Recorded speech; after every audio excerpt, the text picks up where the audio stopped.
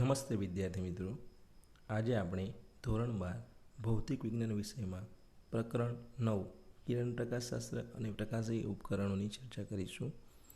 સૌપ્રથમ રેખીય મોટવણીની ચર્ચા કરીએ તો અંતર્ગોળ અરીસા માટે રેખીય મોટવણીનું સૂત્ર મેળવવું છે. હવે મોટવણી કોને કહેવી? સૌપ્રથમ તો મોટવણી એટલે પ્રતિબિંબની ઊંચાઈ અને વસ્તુ ઊંચાઈની ગુણોત્તર. હવે આપણી જોડે મોટવણીનું જે સૂત્ર બને છે, અહીંયા વસ્તુ ઊંચાઈ અને પ્રતિબિંબની જે ઊંચાઈઓ છે એ ધારી લઈએ કે ધારો કે વસ્તુ ઊંચાઈ h છે અને પ્રતિબિંબ ઊંચાઈ h ડેશ છે, તો h ડેશ બાય h કરવામાં આવે તો એ આપણને મોટવણી આપે. મોટવણી જે છે એ એક્ઝેક્ટલી શું બતાવે છે? તો વસ્તુનું મેગ્નિફિકેશન છે. વસ્તુ કેટલી મોટી દેખાશે કે વસ્તુ પ્રતિબિંબની અંદર વસ્તુ કરતાં નાની દેખાશે, એનો આધાર મોટવણી ઉપર રહેલો છે. એટલે મોટવણી એક કરતાં વધારે હોય તો પ્રતિબિંબ વસ્તુ કરતાં મોટું દેખાય, મોટવણી એક કરતાં ઓછી હોય તો પ્રતિબિંબ વસ્તુ કરતાં નાનું દેખાશે. એટલે એમ વડે એને બતાવવામાં આવે છે, મેગ્નિફિકેશનનો એમ દર્શાવીએ છીએ. અહીંયા રેખીય મોટવણી છે. રેખીય મોટવણીનો મતલબ અહીંયા એ કરવાનો છે કે એક પરિમાણ સાથે સંકળાયેલી છે. આ વસ્તુ હોય ધારો કે, તો આની જોડે લંબાઈનું પરિમાણ છે, રેખીય કહેવાય આને. તો આનું પ્રતિબિંબ આપણને ચત્તું મળતું હોય, બરાબર, ધારો કે આ રીતે મળે છે, તો એનું એક પરિમાણ જ વધ્યું કહેવાય. તો આ એક પરિમાણની અંદર ફેરફાર જોવા મળે છે, એને રેખીય મોટવણી કહીશું, બરાબર. અને આકૃતિ દ્વારા સમજીએ, આનું સૂત્ર મેળવીએ. તો આપણે જ્યારે વાત કરી કે પ્રતિબિંબ મેળવવાની એક પદ્ધતિ હોય છે, તો કેટલા કિરણો લેવા જોઈએ આપણે પ્રતિબિંબ મેળવવા માટે? તો કમસે કમ 2 કિરણોની આપણે જરૂર પડે છે. સારું, આકૃતિ જોઈએ. અહીંયા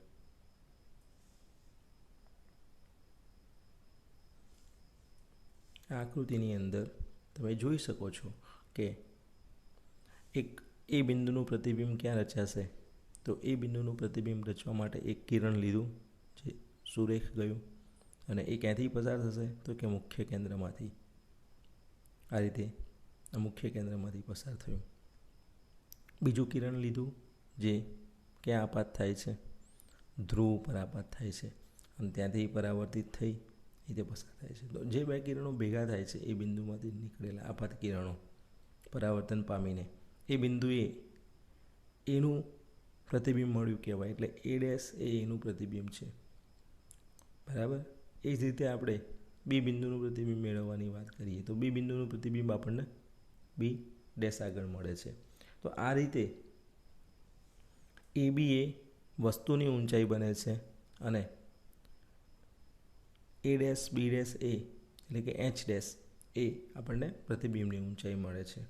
તો હવે આની અંદર તમે થોડુંક એ પણ તમારે ધ્યાનમાં રાખવાનું છે કે વસ્તુની જે ઊંચાઈ છે, વસ્તુની જે ઊંચાઈ, બરાબર, એ એચ છે, પ્રતિબિંબની ઊંચાઈ એચ ડેશ છે. તો એચ ડેશ અને એચનો ગુણોત્તર આપણને મોટવણી આપે.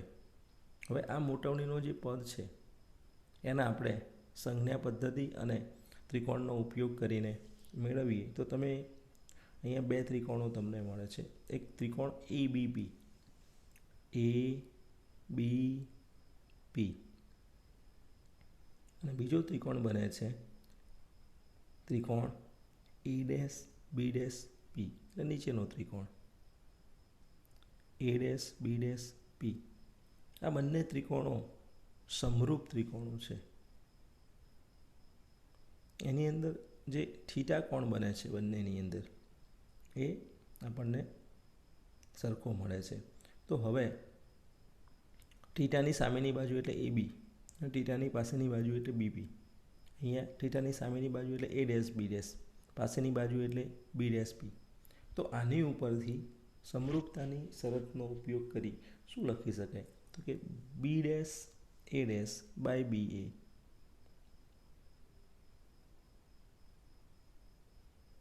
આ કોના જેટલા થશે? તો બી ડેશ પી ભાગ્યા બી પી. બરાબર.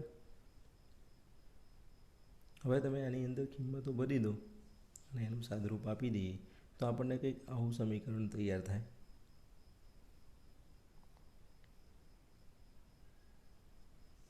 હવે બી ડેશ એ ડેશ એ શું બતાવે છે? તો બી ડેશ એ ડેશ એ આકૃતિ ઉપરથી જોતાં આપણને એચ ડેશ આપે છે, પણ માઇનસ એચ ડેશ કેમ લખેલું છે? તો સંજ્ઞા પ્રણાલી વાપરેલી છે અને બી એ એચ બતાવે છે. આ કિંમતો ભરી દઈએ. બી ડેશ પી એ શું બતાવે છે? તો કે પ્રતિબિંબની અંતરની રજૂઆત કરે છે, તો માઇનસ વી ડેશ અને વસ્તુ અંતર બતાવે છે બીપી. જોઈ શકાય છે કે આ આકૃતિ છે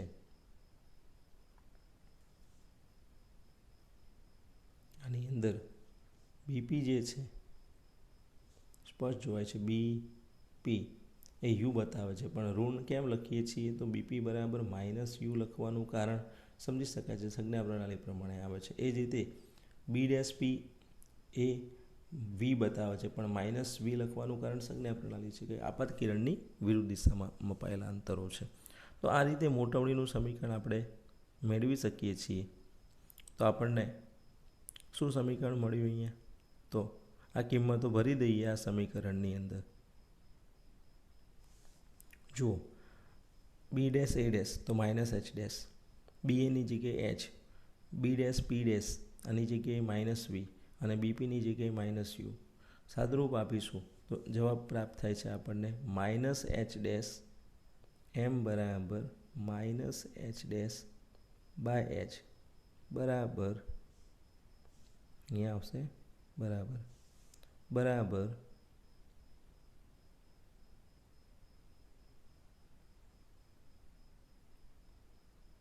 વી બાય યુ.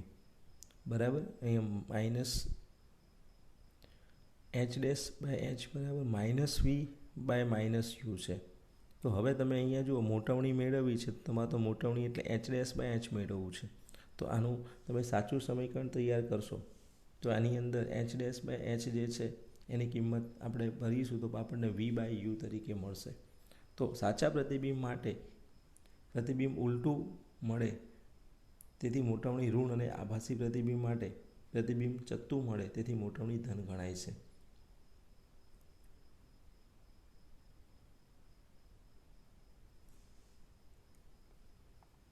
તો આ રીતે તમને મોટવણીનું સૂત્ર મેળવવાનું કહે છે. તો મોટવણી મેળવવા માટે એચ ડેશ બાય એચ મેળવવા પડે. બરાબર, અને જે આકૃતિની અંદરથી આપણે શોધી શકીએ છીએ. મિત્રો, પ્રકાશનું વક્રીભવન એટલે શું? વક્રીભવનના નિયમો સમજાવો. તો વક્રીભવન એ એક એવી ઘટના છે જે પ્રકાશના સુરેખ દિશામાં પ્રસરતા કિરણને વાંકું વાળે છે. બીજી રીતે કહેવું હોય તો સ્પષ્ટ ભાષામાં, જ્યારે કોઈ પારદર્શક સપાટી પર લંબ સિવાયના કોણે કિરણ આપાત થાય છે ત્યારે તેની દિશા બદલવાની ઘટના એ પ્રકાશનું વક્રીભવન છે. એટલે આકૃતિમાં તમે જોઈ શકો છો કે એક કિરણ એ બી એ આપાત થાય છે આપેલ સપાટી ઉપર. હવે આ સપાટી જે છે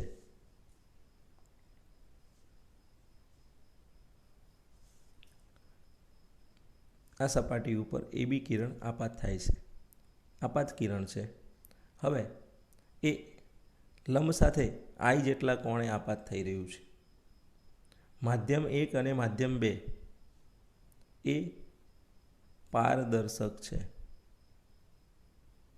એટલે એનો મતલબ કે પ્રકાશ એક માધ્યમમાંથી બીજા માધ્યમમાં જઈ શકે છે. બરાબર. તો માની લો કે ઉપર હવાનું માધ્યમ છે, નીચે કાચનું માધ્યમ છે. તો હવાના માધ્યમમાંથી કાચના માધ્યમમાં કિરણ પ્રવેશે છે એવું સમજો, પારદર્શક માધ્યમ છે. તો ત્યારે તે સીધું જવાની જગ્યાએ આમ જવું જોઈતું હતું, એની જગ્યાએ એ વક્ર થાય છે, સહેજ વાંકું વળે છે. આ વાંકું વળવાની જે ઘટના જોવા મળે છે આ ઘટનાને આપણે અહીંયા શું કહીએ છીએ? વક્રીભવન થયું કહેવાય. હવે અહીંયા જે ખૂણો બને છે લંબ સાથે આપાત કિરણનો એને આપાત કોણ તરીકે ઓળખવામાં આવે છે, અને લંબ સાથે બીજા માધ્યમમાં જે કોણ બને છે એને વક્રીભૂત કોણ તરીકે ઓળખવામાં આવે છે. ધારી લઈએ કે માધ્યમ એકનો વક્રી ભવનાંક n1 છે અને બીજા માધ્યમનો વક્રી ભવનાંક n2 છે. બરાબર. તો અહીંયા ખૂણાઓની સમજ મેળવી દીધી. બરાબર. અને પીક્યુ જે છે એ સપાટી આગળથી માધ્યમ ચેન્જ થાય છે, એટલે અહીંયા બે પારદર્શક માધ્યમોને છૂટી પાડતી સપાટી છે. આ શું છે? સપાટી. બે પારદર્શક માધ્યમો અહીંયાથી છૂટા પડે છે. તો હવે આના માટેના બે નિયમો છે વક્રીભવન માટેના, એ આપણે અહીંયા સમજી લઈએ. તો એના જે નિયમો છે આ મુજબ છે. આપાત કિરણ, વક્રીભૂત કિરણ, આપાત બિંદુએ આંતર સપાટીને દોરેલ લંબ એક જ સમતલમાં હોય છે. એટલે જુઓ, આપાત કિરણ છે, આ વક્રીભૂત કિરણ છે અને આ લંબ છે. આ બધા એક જ સમતલમાં આવેલા હોય છે, એટલે સમતલ એક હોય છે. આ બાબત આગળ પણ પરાવર્તનના નિયમમાં આવતી હતી. ત્રણે ત્રણનું એક જ સમતલ હોય છે, એટલે જુદા જુદા સમતલમાં નથી બતાવવાના, એક જ સમતલમાં આકૃતિમાં બતાવેલા છે. આ દેખાય છે એ જ સમતલ છે. અને બીજો નિયમ છે જે બહુ મહત્ત્વનો છે, બે માધ્યમો માટેના આપાત કોણના સાઇન અને વક્રીભૂત કોણના સાઇનનો ગુણોત્તર અચળ રહે છે. એટલે કે સાઇન આઈ સાઇન θ1 ભાગ્યા સાઇન θ2. θ1 એટલે આ સમજી લો તમે, અને θ2 એટલે આને સમજી લો. તો સાઇન થીટાનો ગુણોત્તર અચળ રહે છે, અને આ અચળ જે પદ છે એને આપણે સાપેક્ષ વક્રીભવનાંક તરીકે ઓળખીએ છીએ, n2 1. બરાબર. આપેલ જે બે માધ્યમો છે એના આપાત કોણ અને વક્રીભૂત કોણના સાઇનનો ગુણોત્તર, અહીંયા શબ્દ આવે છે સાઇનનો ગુણોત્તર અચળ રહે છે. અને આ જે ગુણોત્તર છે એ ગુણોત્તર તમારે કેવી રીતે સમજવાનો છે? તો θ1 એટલે આપાત કોણ, θ2 એટલે વક્રીભૂત કોણ. તો sine I by sine R એ n2 જેટલા થાય. n2 એટલે શું? તો માધ્યમ 2ની સાપેક્ષે માધ્યમ 1નો વક્રીભવનાંક. બરાબર. અહીંયા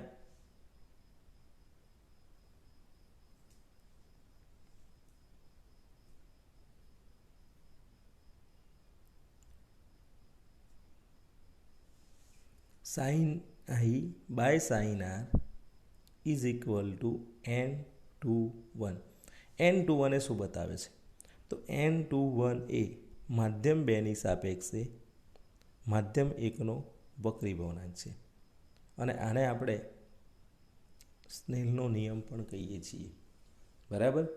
તો સ્નેલનો નિયમ જે છે એ આપણને શું આપે છે? વક્રીભવનના નિયમ તરીકે રજૂઆત આપે છે. એટલે સ્નેલના નિયમ તરીકે આને ઓળખવામાં આવે છે. અને બીજી રીતે તમારે આ રીતે યાદ રાખવાનું છે, n1 સાઇન θ1 બરાબર n2 સાઇન θ2 બરાબર n3 સાઇન θ3 બરાબર. આવું મળી જ જશે જેટલા પણ માધ્યમો હોય. બરાબર. એટલે આપણે આ નિયમ આ રીતે પણ યાદ રાખીશું. એકથી વધારે માધ્યમોમાં કિરણ જતું હોય તો આપણે એનો ઉપયોગ કરીશું. બરાબર. n2 બે માધ્યમોની જોડતી લાક્ષણિકતા છે જે તરંગ લંબાઈ પર આધારિત છે, પણ આપાત કોણથી સ્વતંત્ર છે. આપાત કોણ સાથે એને કંઈ લેવા દેવા નથી, એટલે આઈ સાથે એને કોઈ સંબંધ નથી. બીજી રીતે કહેવું હોય તો આ એક સાપેક્ષ વક્રીભવનાંકનું મૂલ્ય બતાવે છે. બે વક્રીભવનાંકોનો ગુણોત્તર છે. બરાબર. હવે આમાંથી તમે સમજો કે n1 સાઇન θ1 બરાબર n2 સાઇન θ2 છે. તો સાઇન θ1 બાય સાઇન θ2 બરાબર શું થાય? તો કે n2 બાય n1. તો n2 એ શું બતાવે છે? n2 એ શું દર્શાવે છે તમને? n2 A n2 by n1 આપે છે. માધ્યમ 2ની સાપેક્ષે માધ્યમ 1નો વક્રીભવનાંક. બરાબર. તો આ રીતે તમારે આને યાદ રાખવાનું છે. તો આ થયો વક્રીભવનના નિયમોની વાત. હવે આપણે પ્રકાશનું પરાવર્તન અને વક્રીભવન દર્શાવતી એક આકૃતિ સમજીએ, જેમાં બંને આવી જતું હોય.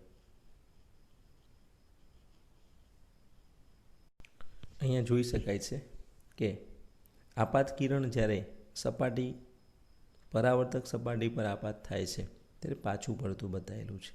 તો આપાત કિરણ છે, આ પરાવર્તિત કિરણ છે, અને એ જ આપાત કિરણ જે છે પારદર્શક માધ્યમ પર આપાત થશે તો એ વક્રીભવન અનુભવશે. તો આપાત કિરણ વક્રીભૂત પણ થતું હોય અને પરાવર્તિત પણ થતું હોય એવી પણ ઘટનાઓ આપણને જોવા મળે છે. તો આપાત કિરણ જ્યારે પારદર્શક માધ્યમ ઉપર આપાત થાય સંપૂર્ણ, તો એ વક્રીભૂત થાય છે અને બીજા માધ્યમમાં જાય છે. પણ જ્યારે માધ્યમ પર અમુક એંગલે એ રીતે આપાત થતું હોય છે, માધ્યમ જે છે દાખલા તરીકે આપણે સમજીએ કે ઉપરની બાજુએ હવા છે અને નીચેની સાઈડે પાણી છે, તો પ્રકાશ બે પ્રકારની ઘટનાઓ સાથે આપે છે. પરાવર્તિત કિરણ પણ મળે છે અને વક્રીભૂત કિરણ પણ મળે છે. એટલે અહીંયા બંને પ્રકારની પરિસ્થિતિ તમારે આ આકૃતિમાં સમજી લેવાની છે. એક માધ્યમમાંથી બીજા માધ્યમમાં જાય તો વક્રીભવન થાય, એક માધ્યમમાં કિરણ પાછું આવે તો પરાવર્તન થાય. એટલે પરાવર્તનમાં કિરણ માધ્યમ બદલતું નથી, જ્યારે વક્રીભૂત કિરણ જે છે એ બીજા માધ્યમમાં હોય છે, માધ્યમ બદલાય છે.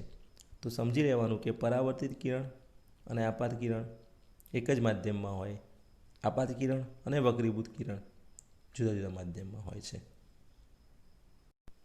મિત્રો, હવે આપણે પ્રકાશીય ઘટ્ટ માધ્યમ અને પ્રકાશીય પાતળું માધ્યમ કોને કહીશું એની ચર્ચા કરીએ. સ્નેલના નિયમની વાત કરી. Sine I by sine R is equal to n/1. n/1 is greater than 1. તો સાપેક્ષ વક્રીભવનાંકની કિંમત 1 કરતાં મોટી હોય તો આપણે આવું સમીકરણ લખી શકીએ. Sine I by sine R is greater than 1. હવે sine I is greater than sine R, આ સાઇન આરને એક સાથે ગુણી દીધા તો જે સમીકરણ તૈયાર થાય છે અહીંયા, એ સમીકરણ I is greater than R મળ્યું, કારણ કે બંને સાઈડથી સાઇન સાઇન નીકાળી દીધા, બરાબર, સાઇન ઇન્વર્સ લઈને. શું કહેવા માગે છે? I greater than R. I એ આર કરતાં મોટો હોય છે. ક્યારે બને? આવું ક્યારે થાય? તો તમે સમજો કે એક માધ્યમમાંથી બીજા માધ્યમમાં જ્યારે કિરણ પ્રવેશે છે ત્યારે એ લંબ તરફ વળે તો આર એ આઈ કરતાં નાનો બને. આકૃતિ જુઓ અહીંયા.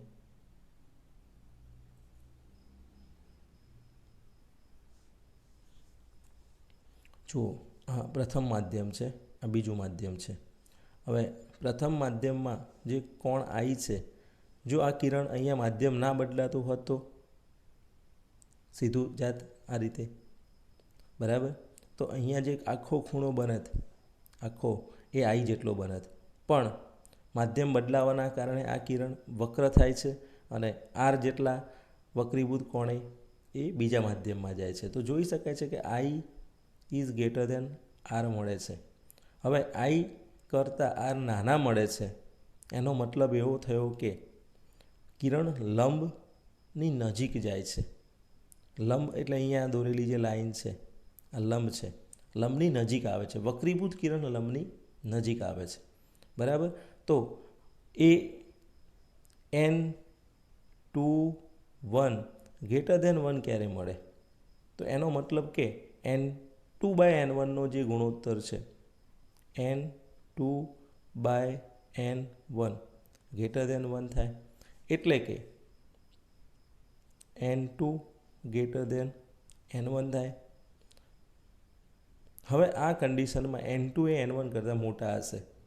n2 એ n1 કરતાં મોટા હોય તો n1 એ પાતળું માધ્યમ કહેવાય, n2 એ ઘટ્ટ માધ્યમ કહેવાય. એટલે કિરણ જ્યારે પાતળા માધ્યમમાંથી ઘટ્ટ માધ્યમમાં પ્રવેશે છે ત્યારે તે લંબ તરફ વળે છે આઈ ગ્રેટર દેન આર હોય છે. હવે એના જેવી જ એના કરતાં ઉલટી બાબતની ચર્ચા કરીએ કે જો n(2)(1) ઇઝ લેસ ધેન 1 તો સ્નેલના નિયમ પરથી શું લખાય? sin i by sin r is less than 1 and therefore sin i less than sin r લખાય અને therefore i less than r લખાય. હવે i less than r નો મતલબ શું કરીશું કે r મોટો બને છે અને i નાનો બને છે. હવે આવું ક્યારે થાય? તો જ્યારે લંબથી દૂર જાય કિરણ.